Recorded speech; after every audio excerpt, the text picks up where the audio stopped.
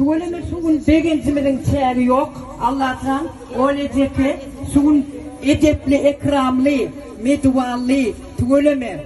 Yüzünü gözlep, halını sonra etlep taklan kıydı kunçanı.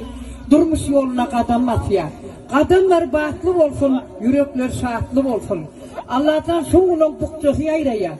Bukçasının içindeki türlü zatlarının hemmesini toyda giymeğini yüreğimizden arzu ediyor.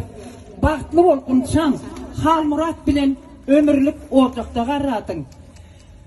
Öylece ki, yine mehri bilen kutlayan teyni, kıyız yengil kürşatcan, benim yengelik mertebeyen kutlayan, tügeleme bağdığın bahtlı olsun, hem eden arzular hasılı olsun.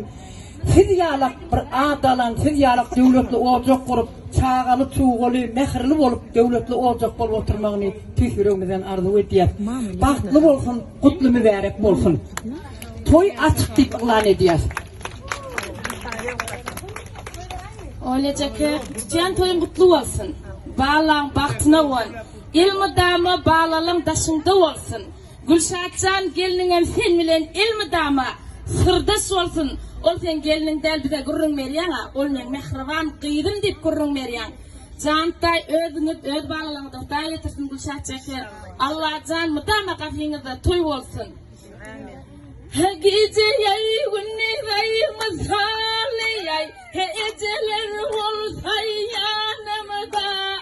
Yüreğimden incal yaray, kahvem olsa yanımda yay. Hiç gün yetmez denine vak, işim damı onina. Kılmayan gülşadım donina vak, geceler olsa yanımda ya. Ay Allah Allah yay, mehremayı alın ecemcan. Ay sakıtırayı dertlerken ayrılsın gelmeyer unçam kahveler olsa yanımda ya.